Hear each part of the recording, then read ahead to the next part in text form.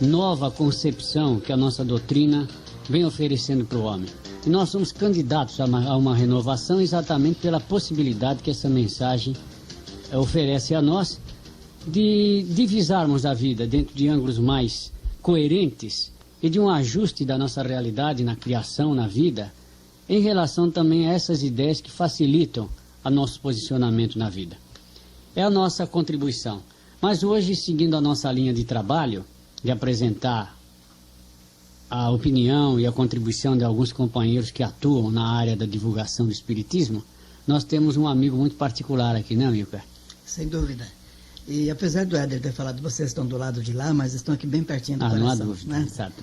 E o nosso companheiro do hoje é uma surpresa, inclusive, para vocês, que nós vamos explicar daqui a pouco. Mas é o Luiz Armando de Freitas. Tudo bem, Luiz? Graças a Deus, tudo bem. É um prazer muito grande estar aqui com vocês, pessoas cujo trabalho e empenho na divulgação do Espiritismo a gente acompanha com muita admiração e respeito já faz algum tempo.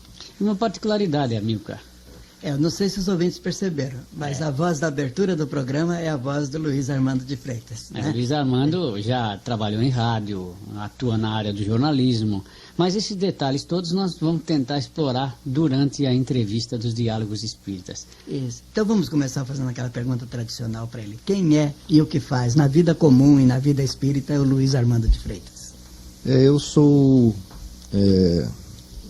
uma criatura nascida há 36 anos na cidade de Garça e que renasceu nesse mundo um lar espírita e como tal tive uma formação desde a infância, onde pude participar aí das aulas de evangelização infantil, uma formação eminentemente espírita, né? O que acabou resultando, a partir de determinada época da minha vida, numa adesão assim mais acentuada no trabalho de divulgação, que sempre foi alguma coisa assim que nos interessou mais, nos atraiu mais, principalmente pelos exemplos que a gente tinha em casa, né?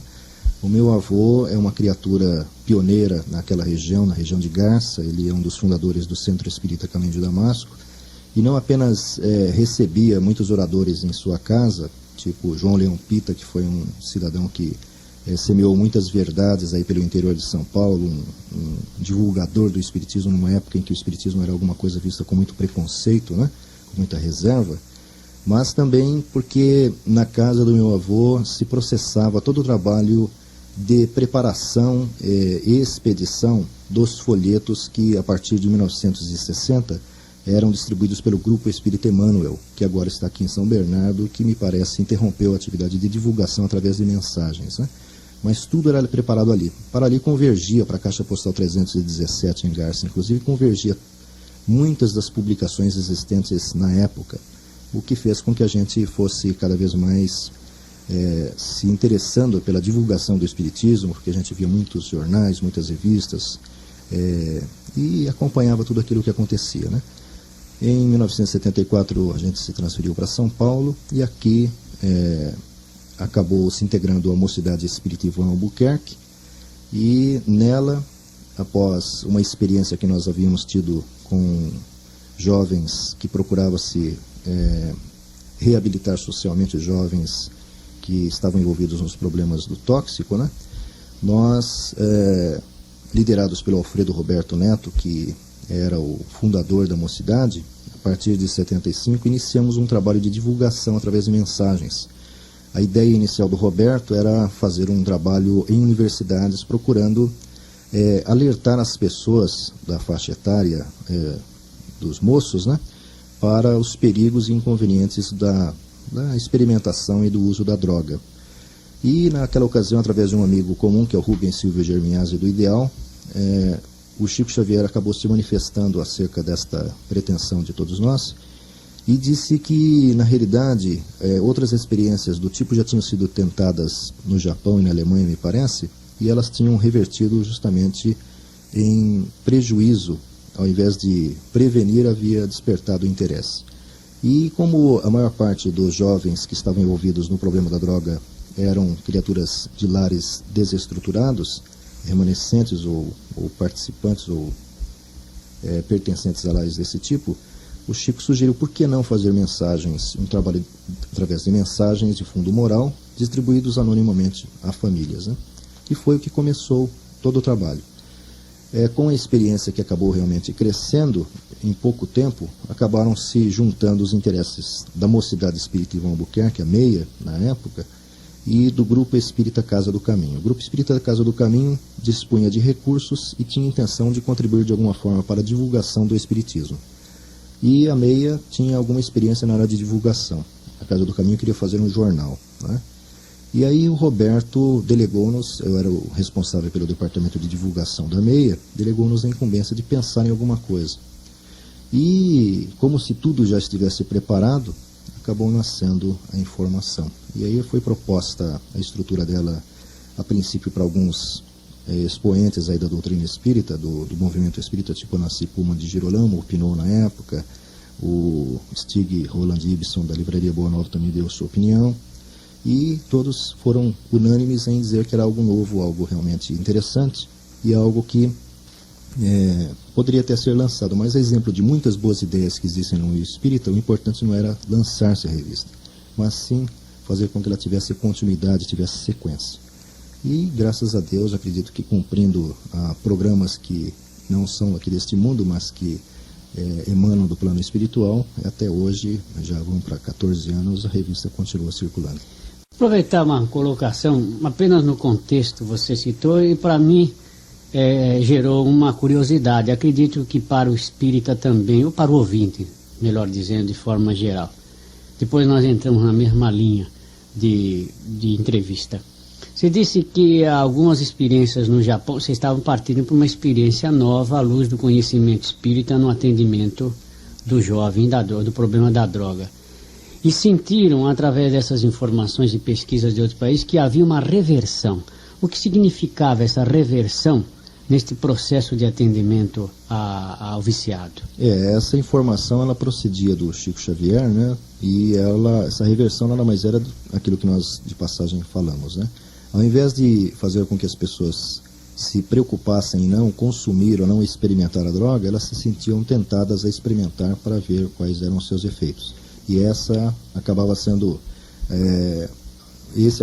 o aspecto negativo da campanha, porque a intenção do Roberto na época, né, ele era especialista em sonhos grandiosos, ele queria percorrer o Brasil, nós todos, né, era um grupo de mais ou menos uns 12 jovens, todos também frequentando faculdades na época, nós iríamos frequentar o país aí, levando slides, fazendo palestras em faculdades, distribuindo cartazes, inclusive chegou-se, através do Rubens Silva Germinhazzi, que era publicitário, ele é publicitário, né?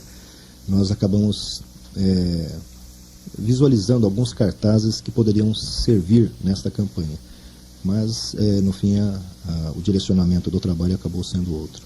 E eu soube, não sei se você teve uma participação ativa nessa área do trabalho junto ao viciado, que existiu até todo um esquema em prisões.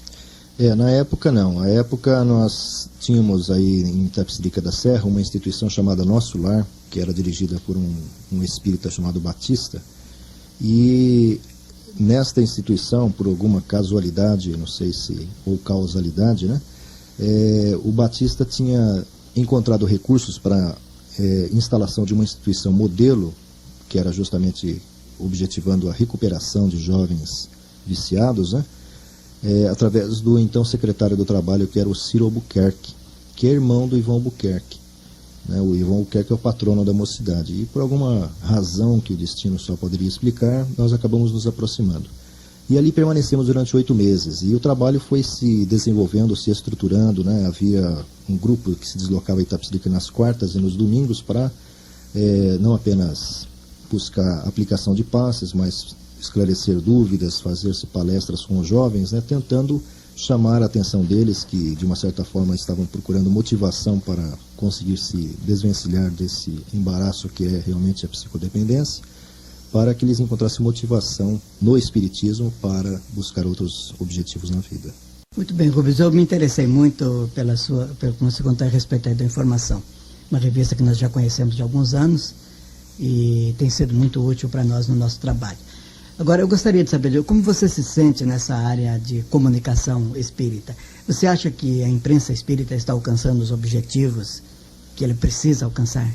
Eu acho que existe muita coisa sendo produzida, né? Realmente é um esforço muito grande, muitas vezes calcado aí na renúncia pessoal de alguns que acabam contribuindo para a manutenção de determinados trabalhos com o sacrifício pessoal, mas a necessidade, e acredito que isso está começando a acontecer. A semana passada tivemos aí uma discussão entre jornalistas espíritas sobre os rumos da divulgação do espiritismo, principalmente através dos órgãos periódicos, né?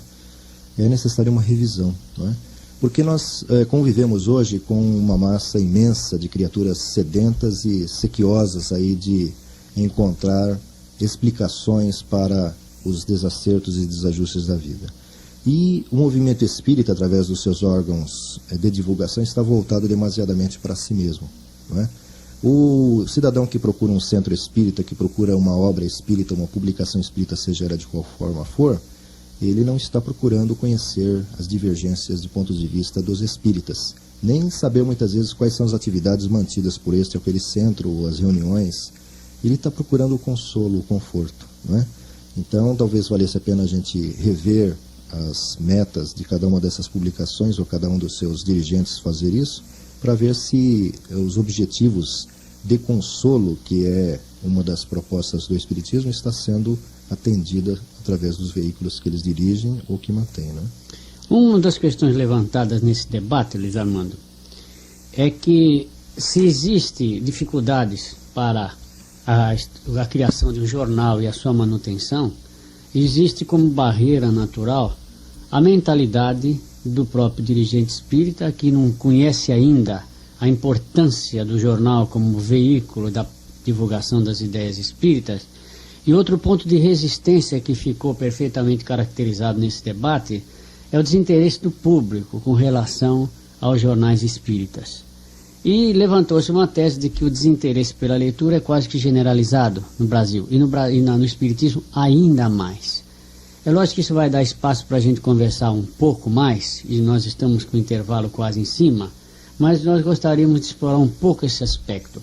É uma realidade? Se é uma realidade, devemos nos conformar com ela, ou se não devemos nos conformar, quais os meios que a gente poderia levantar? Porque algumas pessoas que estão nos ouvindo podem estar relacionadas com o trabalho de divulgação. Pode ser até jornalistas ou pessoas que participam do campo da difusão da ideia espírita. E talvez algumas premissas levantadas nesse particular possam facilitar o encaminhamento e um desenvolvimento para uma unidade de trabalho. E dessas premissas que nós levantamos no aspecto imprensa espírita. Eu acredito que isso requer uma análise bem profunda acerca da própria divulgação da doutrina espírita, né? Mas existem alguns aspectos que podem ser citados. Um deles realmente é a inconsciência por parte do dirigente com relação ao valor do trabalho de divulgação através dos jornais, através das revistas, né? Felizmente, através da revista Informação, a gente não tem encontrado tanta dificuldade, porque talvez pela embalagem bonitinha que ela tem, né, o conteúdo dela acaba sendo consumido por aqueles a quem ela se destina. E há uma rotatividade dentro da tiragem dela, a gente percebe que existe uma renovação permanente de novos assinantes. Ela, quando nasceu, ela nasceu objetivando levar principalmente para as regiões mais carentes, porque São Paulo, a região centro-sul do país, é uma região rica em termos de veículos de divulgação, né? Então ela buscava atingir principalmente aquelas regiões mais recônditas aí. E nós, ao longo do tempo, tivemos várias gratificantes surpresas através de correspondências que recebemos de lugares que a gente nem imaginava que existiam no mapa, né? Aliás, nem existiam no mapa, que nem imaginávamos que existissem. Haviam pessoas que recebiam de uma forma ou de outra a publicação. Mas um aspecto é a inconsciência. O outro aspecto é, talvez valesse a pena nós pensarmos se realmente vale a pena nós investirmos tantos esforços no sentido de dirigirmos os veículos de divulgação para os centros espíritas. Porque há pouco nós falávamos que existe uma massa imensa aí de pessoas que estão interessadas, pessoas que estão atravessando momentos críticos numa sociedade extremamente conturbada em que nós estamos vivendo, para as quais, assim como para nós em muitos momentos, o pensamento dos espíritos ou o pensamento espírita pode ser aí um tranquilizante, pode ser um calmante. Então, será que nós deveríamos colocar tanto empenho em fazer publicações, por exemplo, muitas vezes usando inclusive uma linguagem superada, né? pouco prática, como aliás acontece inclusive em muitas palestras que a gente ouve nos centros espíritas, pessoas que estão falando de um mundo totalmente diferente do mundo prático em que nós estamos vivendo, um mundo onde existe o aborto, onde existe o suicídio, onde existe a preocupação da pena de morte, onde existe a AIDS, onde existe uma porção de problemas humanos que precisam encontrar talvez esclarecimento na proposta espírita, para que as pessoas possam encontrar resistência para suportá-los ou forças para superá-los. Então, talvez valesse a pena nós pensarmos, será que é importante a gente ficar divulgando as atividades mantidas pelo centro através de publicações que são editadas mensalmente, bimestralmente, ou valeria a pena nós fazermos como faz a revista Presença Espírita lá do Divaldo Pereira Franco, que é uma revistinha muito bem feita, não apenas graficamente, mas em termos de conteúdo, falando sobre problemas eminentemente humanos. E não apenas falando, mas usando uma linguagem moderna, né? Onde talvez o excesso de adjetivação não encontre espaço, né? Onde realmente uma linguagem mais direta, porque a comunicação em todos os níveis hoje ela é muito mais objetiva, né? Os veículos de comunicação são muito mais sintéticos naquilo que eles propõem, né? E as pessoas têm a liberdade, inclusive, de refletir acerca daquilo que está sendo dito, porque o tempo é muito escasso, o tempo é muito curto. As horas hoje passam muito depressa, né? Até outro dia a gente ouviu um amigo que dizia o seguinte, que a Terra antigamente tinha um movimento de rotação e translação, né? E agora parece que ela está no movimento de centrifugação, porque as coisas estão evoluindo de uma forma desgovernada, aparentemente. Mas sabemos que Deus está no controle de tudo, né? Sabe, Luiz Armando, não é um problema no nosso meio espírita das pessoas assim improvisarem as coisas. Eu acho que no campo da comunicação também, uma pessoa que começa a frequentar o centro espírita, ele é falante, dentro de poucas semanas, de poucos meses ele está fazendo palestras, né? Às vezes até sem assimilar aquele conteúdo espírita completo. E acho que no campo da comunicação espírita não acontece isso também, quer dizer, se improvisa jornalistas espíritas, se improvisa homem de comunicação, quando às vezes a pessoa nem sequer procura se formar realmente nos meios de comunicação. A formação eu acho que não é tão essencial assim. A informação sim, né? Porque nós vemos inclusive na área fora espiritismo que existem muitos destacados homens de comunicação que não têm a formação específica para aquilo que fazem. São pessoas que foram improvisadas e acabam dando certo porque têm talento, né? Tem talvez intimamente aquela vocação para o desenvolvimento dessa ou daquela atividade. O que não pode ser generalizado. O que não pode ser generalizado, mas acaba acontecendo. Eu, por exemplo, não tenho formação acadêmica em jornalismo, minha formação é outra, teve uma formação prática, né? Mas, talvez pela forma como a gente se conduz, acabou nascendo, através talvez da atividade despretensiosa com que nós nos propusemos, né, a revista Informação, que dentro da divulgação espírita, na época em que ela nasceu, existia a Revista Internacional do Espiritismo, o Reformador, a revista O Médium de Juiz de Fora e só. Depois acabou nascendo também a Presença Espírita lá de Salvador, né, lá do Divaldo Pereira Franco. Mas ela foi alguma coisa que procurou inclusive suprir uma lacuna, porque a impressão que a gente tinha é que esses órgãos de divulgação que existiam, eles existiam para que, aliás, eles só sobreviviam porque alguém se preocupava em encontrar algum assunto ou alguma matéria para veicular através daqueles trabalhos, né? A revista ela nasceu dentro de uma proposta inicial que era a integração, por exemplo, do movimento espírita, através das obras que se realizavam no Brasil inteiro, né?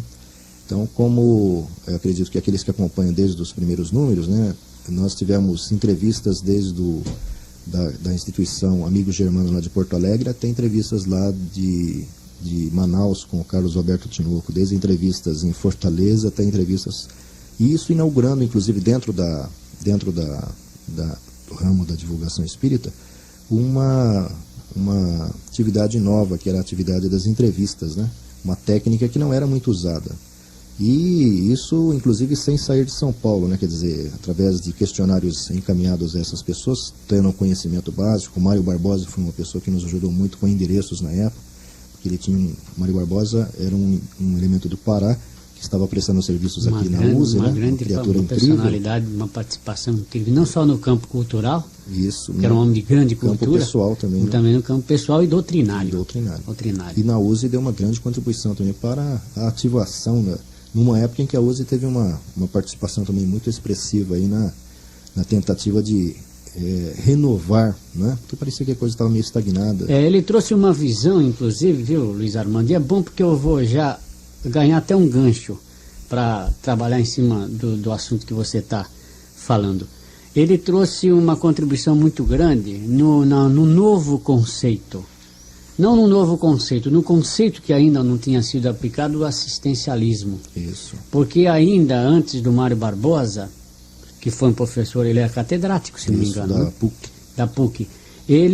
A ideia da assistência social era a ideia da assistência social. Quer dizer, faz depósito de criança, você vai buscar arroz e feijão para dar para o sujeito. Ele começou a trazer uma nova contribuição no movimento espírita, assimilado pelo movimento espírita nacional, que mudou a tônica da assistência espiritual à luz do espiritismo, ou introduziu, melhor dizendo, na assistência social dos centros espíritas, que não era a luz do espiritismo, uma visão espírita do problema. Isso. Não foi isso? Inclusive, não só apenas isso, ele, por exemplo, inaugurou aí os ciclos de palestras aí nos fins de semana, de cursos, né? Cursos para a respeito da família, inclusive, eu cheguei a participar de um.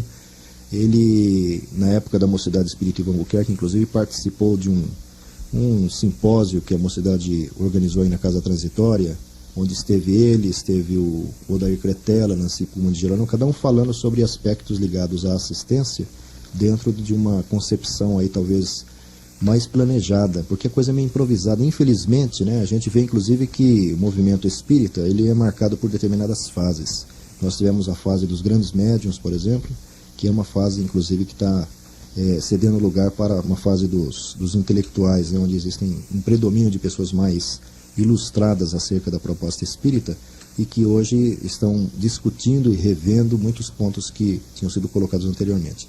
Tivemos a época dos hospitais psiquiátricos, mais de 40 surgiram em determinado momento, a época dos orfanatos, depois a época das creches, que parece que está meio estagnada também, né? E tudo isso, infelizmente, né, a gente vê que existe tanto empenho para erguer-se aí obras monumentais, tipo casas de assistências à criança, e nem sempre a proposta espírita é usada para os assistidos, ou junto aos assistidos, né? Ou quase nunca. Cumprindo mais uma função social do que propriamente uma função aí de elevação da criatura como ser. Né? No aspecto da saúde mental, a gente tem que dizer que, lamentavelmente, quase nada, né? Quase nada. Porque se construíram hospitais que continuam até com a legenda espírita, Isso. mas na realidade, na intimidade, o tratamento é o tradicional. Exatamente. E não mudou nada. Exatamente. Né? Ficou a semente lançada pelo grande médico mineiro lá, o Inácio Ferreira, desencarnado ano passado, que foi o que acabou despertando a curiosidade e talvez motivando muitas criaturas a erigirem aí esses hospitais psiquiátricos. A minha terra mesmo tem 4 hospitais psiquiátricos espíritas, né? Mas infelizmente o tratamento, a terapia espírita está distante de lá. Mas voltando ainda à revista, Luiz Armando, sempre que nós falamos da revista Informação, nós elogiamos a capa. Isso. Né? A capa realmente caprichadíssima. Aliás, toda revista tem um belo visual, um papel muito bom, né? Papel de primeira qualidade. E é difícil manter isso. Olha, quando ela nasceu, né? Quando ela foi proposta para os então dirigentes do Grupo Espírita Casa do Caminho, porque por parte da MEIA ela realmente era aquilo que se pensava. Não era aquele jornal que a Casa do Caminho pretendia, mas era uma coisa nova que se pretendia propor. Né? Então foi proposta para 2 dos dirigentes que estavam à frente do Grupo Espírita Casa do Caminho, o senhor Milton Medeiros, e o outro elemento era o Jorge Pérez, que era o tesoureiro da casa, né? E foi assumido um compromisso, né? Então o presidente da casa, que ainda hoje é o que está à frente da casa e sob cuja gestão está surgindo alguma coisa de novo também na própria Casa do Caminho, né? Houve um compromisso, foi assumido um compromisso entre os 3 que estavam presentes naquela reunião. Então, os 2 que representavam a Casa do Caminho disseram que enquanto houvesse material, eles se incumbiriam de cuidar da parte de manutenção. Né? Quando em 78, por decisão do dirigente da Mocidade Espírita em Albuquerque, houve aí o desvínculo da meia da revista Informação, cedendo para a Casa do Caminho a direção da própria revista, né? Nada se alterou. Então, eu acredito que, embora ela graficamente seja uma revista cara, né, na parte de concepção, na parte de editoração, ela não custa nada porque as pessoas são todas voluntárias, né? E o elemento que, desde aquela época, financia a parte de impressão, cede papel e tudo mais, ele até hoje não se manifestou e não se preocupa, porque ele é um grande entusiasta da ideia. Ele realmente, pelas mãos dele passam todas as cartas que chegam semanalmente para a revista, né?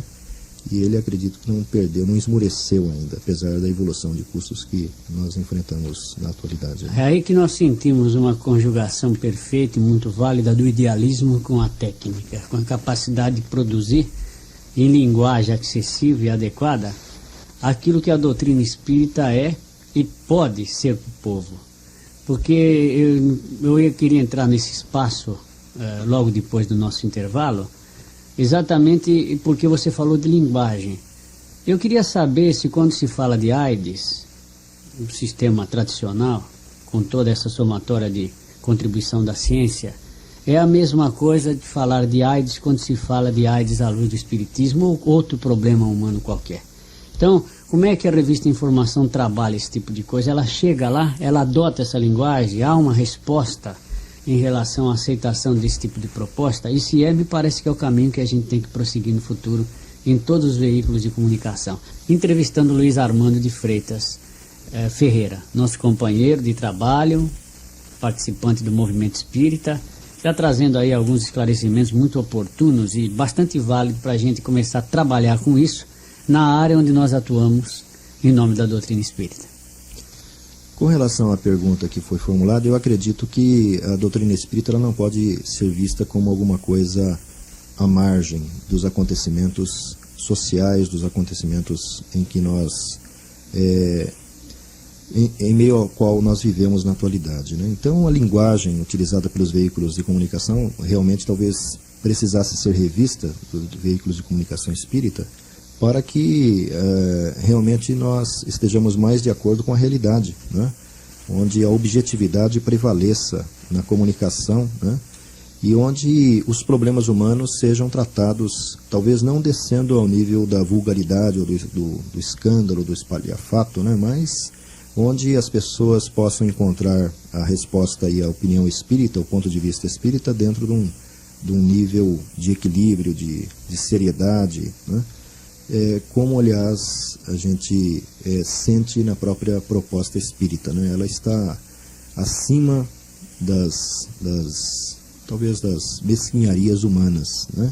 E pela característica de sensatez que predomina nos conceitos e nas propostas espíritas, nós precisaríamos procurar elevar o nosso próprio nível, né?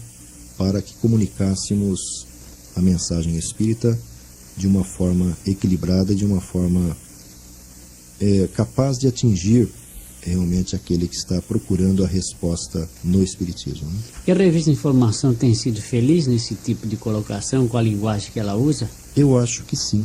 Pelo menos a gente sente isso nas manifestações de todos aqueles que dispõem de algum tempo e remetem cartas, ou pedindo informações de como se tornar assinante da revista, ou como fazer para recebê-la, porque a revista ela circula. Existe uma parte da tiragem dela que é distribuída a centros espíritas para redistribuição, né? Então ela acaba circulando e chegando a mãos que a gente nem sabe quais são. Mas essas pessoas, muitas vezes, pela própria característica da revista, né, pela embalagem que já foi comentada aqui, que é a capa muito bem formulada, né, ela acaba interessando, né?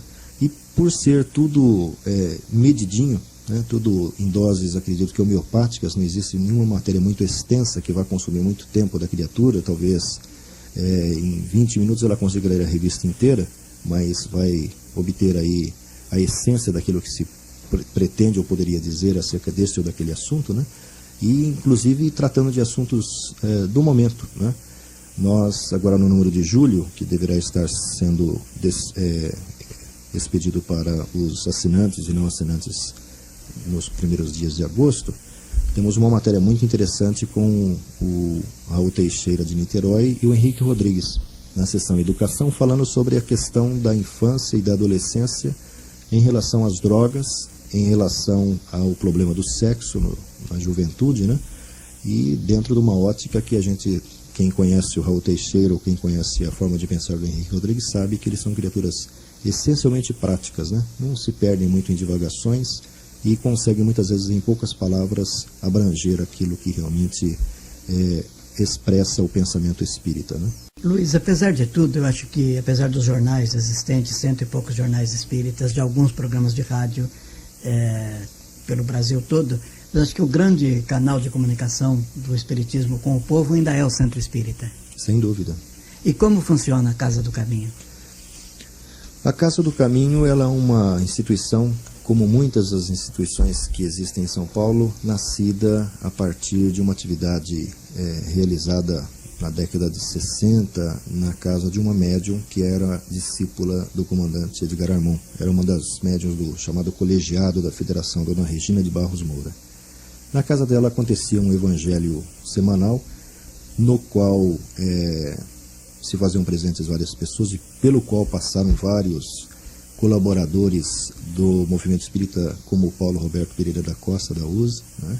Que praticamente acabou se integrando no espiritismo naquela oportunidade, pelo que a gente ouviu da Dona Regina, e outros elementos aí que estão trabalhando, tipo o Odair Cretela e o Agenor de Melo Pegado, que desencarnou há uns 2 anos, e outros líderes, Alcione Rabelo Novelino, que é filha do Tomás Novelino lá de Franca. E ela funciona, acredito, dentro de uma sistemática que vem em processo de adequação, né? Porque até o fim da fase de direção da Dona Regina, que acabou se encerrando no ano passado com o desencarne dela, havia uma centralização excessiva nas mãos da médium, cuja opinião era ouvida, inclusive por uma questão até de respeito, né? Porque afinal de contas tudo nasceu a partir da iniciativa dela. E a partir de então, a casa, que já vinha num processo de renovação, a partir de 1982 ou 81, se não me falha a memória, foi instituído na casa, sob a direção da Alcione Novelino, o COEM, né? Que é uma técnica de formação espírita, acredito que assentada numa experiência muito enriquecedora do pessoal lá de Curitiba. E houve algumas divergências quanto a algumas técnicas adotadas ou propostas pelo COEM e naturalmente incorporadas por aqueles que fizeram o COEM, e aquelas que eram egressas da federação do comandante Edgar Armon, né? Tipo os passes coloridos, tipo aquela sistemática de passes que é sugerida no livro Passes e Radiações. Houve um certo confronto, né? E agora, com o desencarne da Dona Regina, há 1 ano e pouco atrás, a coisa vem sofrendo aí modificações. A casa ela tem atividades de segunda a domingo, né? Desde a evangelização infantil, que é alguma coisa recente, até a mocidade espírita no sábado. A evangelização funciona nas quintas e nos domingos. E das segundas à noite, quartas à tarde, sextas à noite, existem os evangelhos públicos. Nas terças-feiras, as reuniões de orientação e encaminhamento a partir das 14 horas até as 21, me parece. Existem as reuniões de tratamento espiritual ou de desobsessão nas noites de quinta-feira. Nas quartas-feiras, o espaço da casa é ocupado pelas diferentes turmas do COEM. E existe uma atividade social muito grande desenvolvida na cidade de Ademar, né, numa região bastante carente, a partir da iniciativa da Sociedade de Amparo Fraterno, que na realidade, diríamos, é o Departamento de Assistência Social da Casa do Caminho. Ali existe uma creche erigida também depois que surgiu a Casa do Caminho, que atende, parece-me que as 120 crianças, e existe uma atividade voltada para os pais, de evangelização dos pais dessas crianças, além da atividade de evangelização infantil junto às crianças que lá estão, né? E dentro da sistemática de atendimento existem muitos serviços que são prestados a essas famílias e essas crianças na área da saúde, na área da própria alimentação deles, né? Então é uma atividade, acredito que é muito profícua, né? Talvez não ajustada àquelas ideias que acredito que a própria proposta espírita recomenda, tipo as crianças que são assistidas pela creche receberem aí a orientação espírita, né? Mas acredito que é uma questão de tempo, porque tudo acaba realmente se encaminhando para o lado melhor, né? Acredito que mesmo as maiores dificuldades, infelizmente, ainda são as dificuldades de recursos humanos, né? Eu acho que isso é fundamental. Humanos, inclusive preparados para fazer aquilo como tem que ser feito, bem feito. A gente tem sempre como bem definido o que é o ideal, né?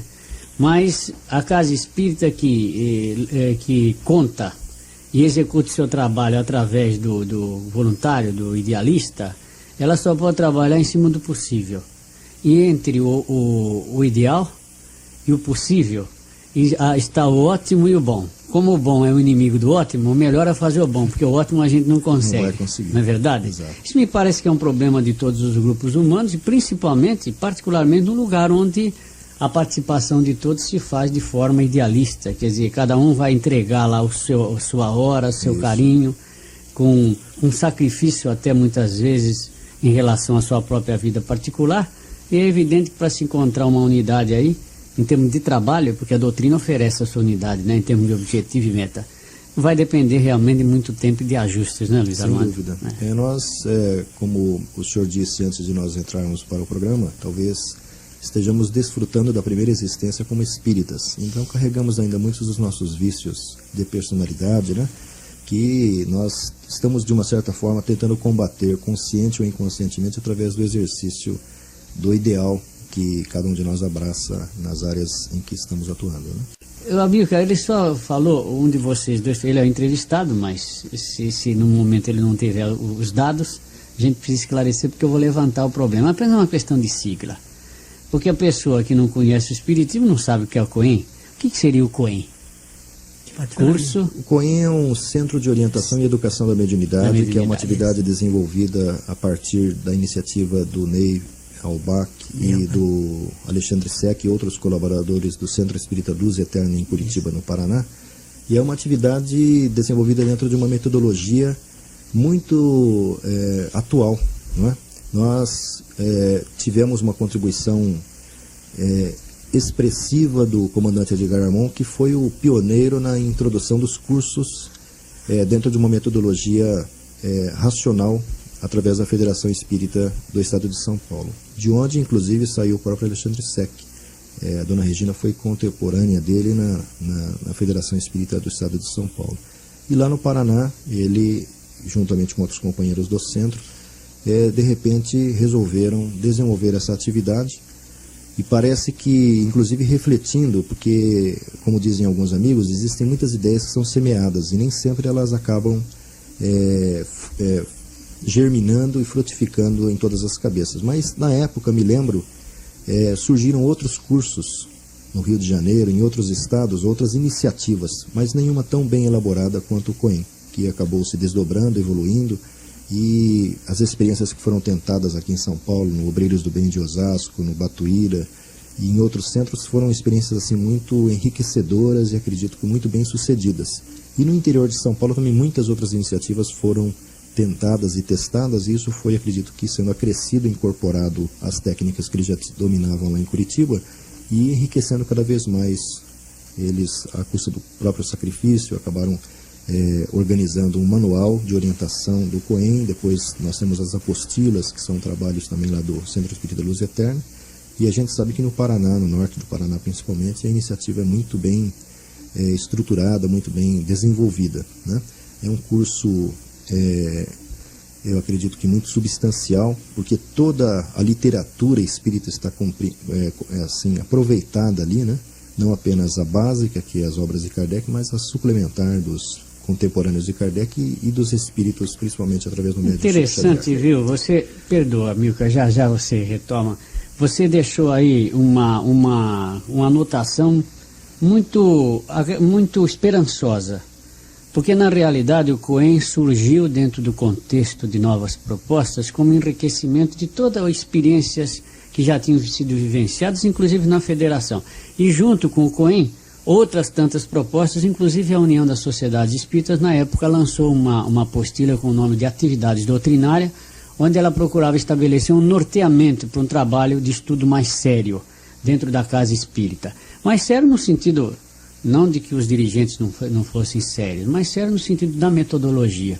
E o COEN, ele ganhou uma expressão muito grande, mas junto com o COEN, isso que é interessante, surgiram muitas propostas. E essas propostas, elas podem ser adaptadas e estão sendo adaptadas a um grande número de casas espíritas que são peculiares e diferentes entre si, por causa do grau de cultura, da própria cultura doutrinária, dos recursos humanos, etc., e até do espaço. Né? Isso que é maravilhoso na proposta espírita, essa liberdade que ela dá de nós refletirmos os conhecimentos e as técnicas de acordo com a nossa capacidade de entendimento. Não existe um rigor, um controle, né? Graças a Deus, né? Porque senão seria lamentável, né?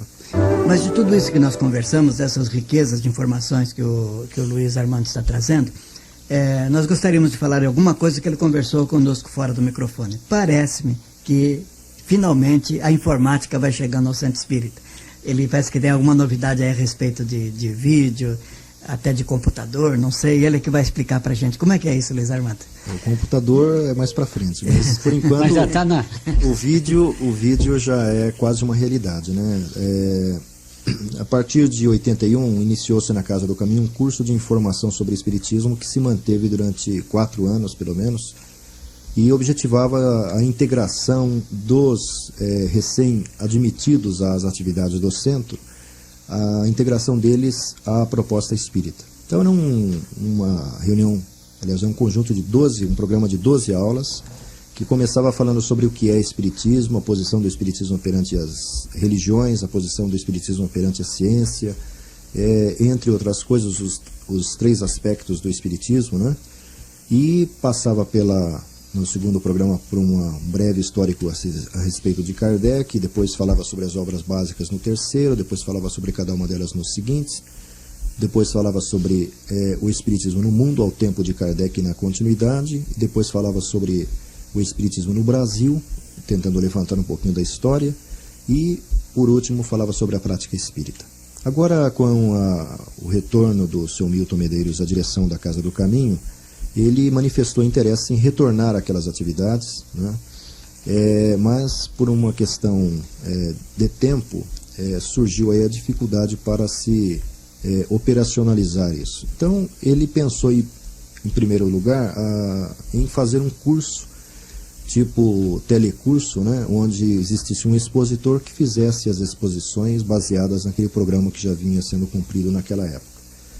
Mas o negócio aparentemente ficaria muito monótono e cansativo e desinteressante. E por alguma luz que surgiu no momento, foi proposto por que não fazer uma série de programas que tentassem usar aí os recursos disponíveis, né? E os conhecimentos que pretendia se transferir para aqueles que estão chegando à Casa Espírita. Então, a primeira dificuldade era como se transformar isso em realidade, porque a gente sabe que fazer um programa de televisão é muito mais difícil do que um programa de rádio, que é necessário mesas de edição, uma série de coisas, câmeras, né, e uma pessoa que tenha realmente a sensibilidade para retratar no vídeo aquilo que pretende se transferir através daquilo que está se dizendo. E também a causalidade ou casualidade acabou reunindo essas pessoas, e aquela série foi reescrita, reorganizada, reordenada, e de 12 acabaram surgindo 8 programas. O primeiro tenta responder por que espiritismo, o segundo fala sobre as obras básicas, o terceiro fala sobre a filosofia espírita, o quarto sobre o fenômeno mediúnico, o quinto fala sobre a moral espírita, o sexto sobre o espiritismo no Brasil, o sétimo e oitavo sobre a prática espírita, tentando mostrar a atitude mental, principalmente das criaturas, dentro das atividades espíritas, tipo vibração coletiva, tipo prece coletiva, tipo paz. Os 6 primeiros praticamente estão prontos. Falta algum retoque no programa Filosofia Espírita e no programa O Espiritismo no Brasil. Esse programa ele começa a ser já utilizado na Casa do Caminho agora no mês de agosto. Acredito que a partir da segunda quinzena haverão atividades após cada um dos evangelhos públicos para aqueles que estão chegando à Casa Espírita no momento.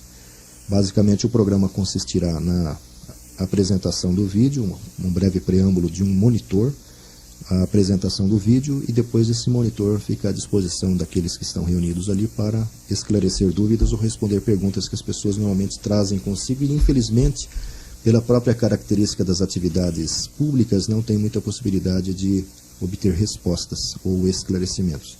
Então vai se preencher esse espaço que, infelizmente, ainda não conseguiu se resolver na maior parte das casas espíritas, onde existem as exposições públicas, onde existe um falando e um monte de gente passiva, nem sempre pensando naquilo que está sendo dito. Você acha, Luiz, que no futuro a gente poderá ter, vamos dizer assim, na praça, cursos de espiritismo, como se tem cursos de matemática, de física, disso, daquilo? Pode ser um recurso que o espiritismo possa usar no futuro com videocassete? Não, eu acho que esse é o caminho, né? Naturalmente, a experiência que está se concretizando agora, ela não é uma experiência tecnicamente perfeita. Mas considerando-se os recursos, considerando-se os recursos de que se dispunha, ela está muito bem elaborada, né? Nós só esperamos, porque a gente, inclusive num preâmbulo que é exposto antes do programa, é colocado que o objetivo daquilo é apenas o uso dentro das casas espíritas, não tem fins comerciais, ninguém recebeu nada por aquilo, e a intenção é não apenas divulgar a história do espiritismo, de uma forma resumida, os conceitos básicos da proposta espírita e parte da extensa bibliografia disponível, né? Nós só esperamos que esses objetivos sejam atendidos, né, e que haja pelo menos a compreensão daqueles que direto ou indiretamente acabaram sendo utilizados, principalmente através dos livros que muitas editoras espíritas publicaram, né, porque indiretamente aquilo lá vai representar uma propaganda, uma publicidade gratuita, inclusive, dessas obras, para que as pessoas possam encontrar nelas respostas que normalmente elas têm dificuldade de achar. Quer dizer, nessa perspectiva de futuro, a gente pode, felizmente, se sentir bem feliz, porque tem sido uma busca nossa na atividade da Casa Espírita, de todo o pessoal da equipe de diálogos e do Luiz Armando, é de dar àquele que chega na primeira vez numa Casa Espírita, e ter possibilidade de ter um recurso introdutório. Quer dizer, em 8 videocassete, ele vai ter uma visão global, ou 12, né? Em 8 sessões de mais ou menos uns 15 minutos. Exato. Ele vai ter uma visão global daquilo que é o Espiritismo. Isso é extremamente importante, porque é Kardec que diz que se o centro espírita, no pouco tempo que a criatura estiver dentro dele, funcionar efetivamente na mensagem espírita, a Casa Espírita, com relação àquele indivíduo, cumpriu seu compromisso. Sem dúvida. Então, um curso dado nesse sentido vai possibilitar ao cidadão de retornar no mundo com um conhecimento, uma bagagem, uma visão diferente da doutrina espírita, que na maioria das vezes até pode ter sido encaminhada a ele de forma deturpada. E mesmo que não reaja imediatamente, não é? O poder incrível do mecanismo de comunicação que é a televisão acaba fazendo com que as sementes estejam lançadas. E isso haverá de germinar, florescer e frutificar um dia. Luiz, você não acha que há uma certa timidez no movimento espírita nessa questão da divulgação da doutrina?